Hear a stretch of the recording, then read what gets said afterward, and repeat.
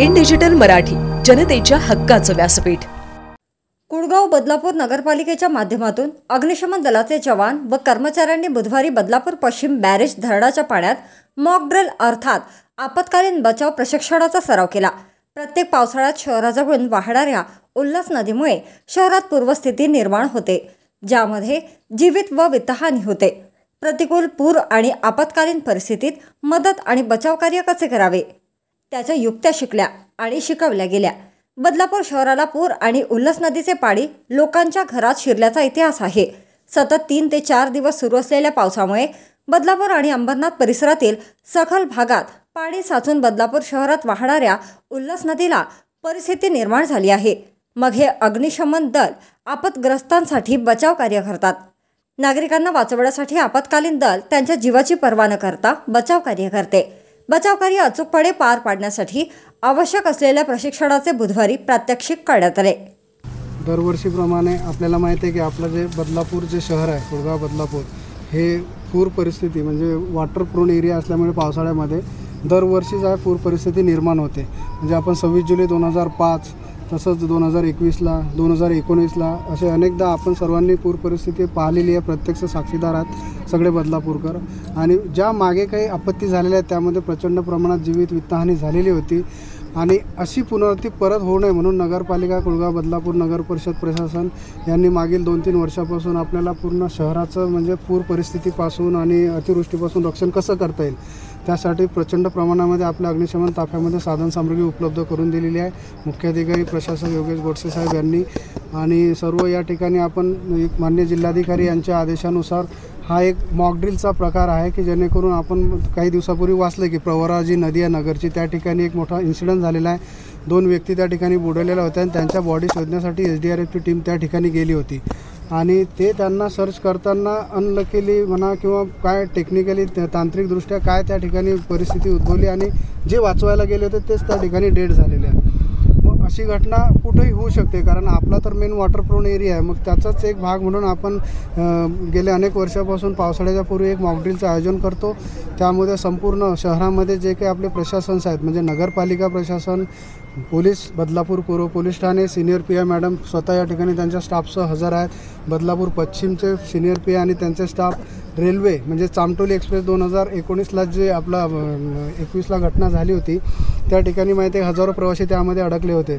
त्यामुळे फार SDRF नेव्हीपासून सगळ्या NDRFच्या टीम त्या ठिकाणी कामाला लागलेल्या होत्या आणि म्हणून तेव्हापासून रेल्वे प्रशासनाने सुद्धा त्यांना बोटी आणि साहित्य पुरवलेलं प्रत्येक रेल्वे स्टेशनला।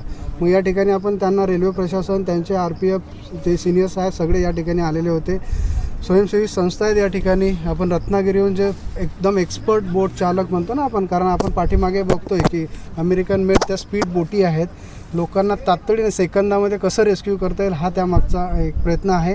तर त्या ठिकाणी आपण रत्नागिरीहून सुद्धा आदेश नावाचे जे आहेत टेक्निकल पर्सन त्यांना बोलवलं आहे।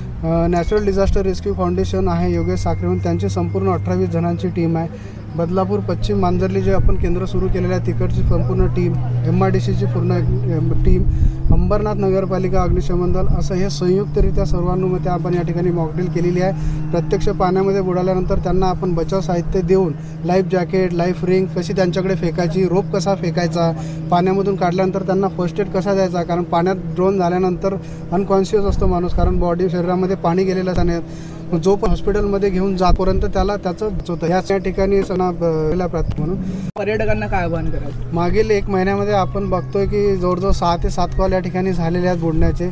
हौशी पर्यटक जे आहेत म्हणजे आता आम्ही जेव्हा डेमो घेत होतो आतमध्ये संपूर्ण पोलीस टीम खाली ते गवताकडे धावत गेले काट्या घेऊन, तरी पब्लिक त्यांना आवरत नव्हती। प्रचंड मॉब होता त्या ठिकाणी, पण पोलीस विभागाला सुद्धा ते घाबरत नाही, एवढं स्ट्रॉंगपणे ते हे करतात। तर नागरिकांना हेच आव्हान आहे की जीवन एकदार भेटलेलं आहे, कारण गेले 20 वर्ष झाले आम्ही मॅडम प्रचंड बॉड्या या ठिकाणी माझ्या टीमनी काढलेल्या आहेत। वालिलीचा ब्रिज असो, बॅरेज धरण असो, आपला हा उल्हास नदीचा ब्रिज असो, JP dam, Chikhluri dam, Barvi dam, ही नदी चांदल नदी, अनेक ठिकाणी खूप मुलं म्हणजे आपण म्हणतो ना फिरायला येतात आणि विनाकारण आपलं थोडं चुकीमुळे हे करतात। तर प्लीज सर्वांना आव्हान आहे की असं खोल पाण्यापासून, वाहत्या पाण्यापासून लांब राहा. जे काही फिरायचं असेल तर आपण निवांत निसर्ग सौंदर्यामध्ये फिरायला जावं, झाडांचा वनस्पतींचा आस्वाद घ्यावा, परंतु अशा धोकादायक ठिकाणी येऊ नये. प्रशासनासुद्धा ताण वाटते, कारण आपल्याला माहिती आहे की पूर्ण या सराउंडिंगला सिक्युरिटी ठेवणं प्रशासनालासुद्धा शक्य होत नाही आहे आणि इथून काही बॅरिकेटिंग नाही किंवा कंपाऊंड नाही आहे. त्यामुळे पर्यटक कुठून गवतातून वगैरे घुसतात आणि आपली हौस मजा पूर्ण करतात आणि त्याच वेळेस अशा घटना घडतात आणि प्राणाला मुकावं लागते. तर कृपया सगळ्यांनी ही नोंद घ्यावी आणि सर्व प्रशासनाला सहकार्य करावे. नागरिक डिसिप्लिन राहिले म्हणजे आपण काय म्हणतो, नागरिकांनी जर शिस्त बाळगली तर कुठल्याही प्रशासनाला ताण राहणार नाही आणि सर्व एकोप्यानं चालेल. जय हिंद. माझं नाव योगेश साखरे आहे. नॅचरल डिझास्टर रेस्क्यू फाउंडेशनचा अध्यक्ष आहे मी आणि आमची जी टीम आहे ही भारतामध्ये सगळीकडे पसरलेली आहे. आमच्या टीममध्ये इतर काही NGOज आहेत, त्यांचे पण अध्यक्ष आमच्याशी निगडीत आहेत. भारताच्या बाहेर, भारतामध्ये जरी कुठे काही घटना घडल्या, उदाहरणार्थ गुजरात झालं, राजस्थान झालं, महाराष्ट्र, कर्नाटक, गोवा, अशा ह्या ठिकाणी आपले टीम्स आहेत. जे आपले टीम्स मेंबर आहेत ते आपल्याशी अटॅच आहेत. बऱ्याच वेळा कसं होतं की एखादी परिस्थिती निर्माण झाल्यानंतर ती सिच्युएशन तुम्हाला समजण्यापर्यंत वेळ गेलेला असतो. सिच्युएशन समजल्यानंतर तुम्ही त्या गोष्टीच्या तयारीला लागतात, तुमची सगळी टीम तैनात होते आणि तुम्ही त्या दिशेने प्रवाहित होता की तुम्ही जाता त्या ठिकाणी मदत कार्यास. त्यावेळेस तुमचा स्वतःचा जीव धोक्यात असतो आणि तुम्हाला स्वतःची काळजी घेऊन इतरांचे जीव वाचवणे असतात. तर ते जे ती सिच्युएशन असते त्याला ज्यावेळेस आम्ही फेस करत असतो ना, त्यावेळेस आम्हाला भूक लागत नाही, आम्हाला तहान लागत नाही आणि आम्ही अतिशय म्हणजे पूर्ण जीव लावून काम करतो. आम्हाला रात्रीची वेळ माहिती नसते, काही माहिती नसते. 3 वर्षापूर्वी साधारण एक गरोदर महिला प्रेग्नंट होती आणि साधारण 8:30ची वेळ होती. त्या वेळेमध्ये मला एक कॉल आला होता तहसीलदार साहेबांचा की योगेश साखरे बोलतो आहे. हो बोललो, योगेश साखरे बोलतो आहे, आम्हाला अग्निशमन दलाने तुमचा नंबर दिलेला आहे आणि एक महिलेला प्रसवपीडा सुरू झाली आहे. तर त्यावेळेस मग ती सिच्युएशन माझ्यासाठी भयानक होती, कारण रात्रीची वेळ आणि बॅरेज रोडला बऱ्यापैकी प्रवाह होता पाण्याचा. त्या ठिकाणी मला बोलवल्यानंतर बघितलं पूर्ण अंधार झालेला. त्या अंधारामध्ये ज्यावेळेस आम्ही मदत कार्यास गेलो तर मी एकटा बोटीवर जाऊन त्या महिलेला काढण्यासाठी गेलो असता त्या ठिकाणी मग साप होते, त्या रबर राफ्ट बनवली होती तिच्यावरती तिला घेऊन आलो. बाहेर आणत असताना आमची काय हालत झाली आम्हाला माहिती. मग आमच्या टीमने मदत कार्य केलं, ॲम्ब्युलन्स आली, ॲम्ब्युलन्समध्ये तिला बसवण्यात आली. हे पूर्ण कमीत कमी अर्ध्या तासाचा वेळ गेला तिला काढण्यामध्ये, कारण प्रवाहाच्या विरुद्ध ज्यावेळेस तुम्ही कायाकिंग करता त्यावेळेस तुमचा जीव धोक्यात गेलेला. तो दिवस मला अक्षरशः अविस्मरणीय राहणार की मी एखाद्या महिलेला वाचवत असताना मी पण जाणार होतो आणि ती जाणार होती, पण आमची टीम एवढी सक्षम होती आणि सोनवणे साहेबांचा पण सपोर्ट भरपूर होता. प्रत्येक वेळा त्यांनी बोटी वगैरे सगळं काही साधन आम्हाला देऊन पुरवून त्यांनी सांगितलं की तुम्ही मदत करता, हे साधन तुम्ही घ्या आणि तुम्ही मदत कार्य पूर्ण करा.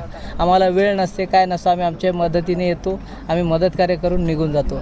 आम्हाला फक्त शासनाकडून इक्विपमेंट्सची आवश्यकता आहे. जर शासनाकडून ही जर आम्हाला मदत मिळाली तर आम्ही अतिशय सक्षमरित्या भारतात कुठेही जाण्यास सक्षम राहू शकतो.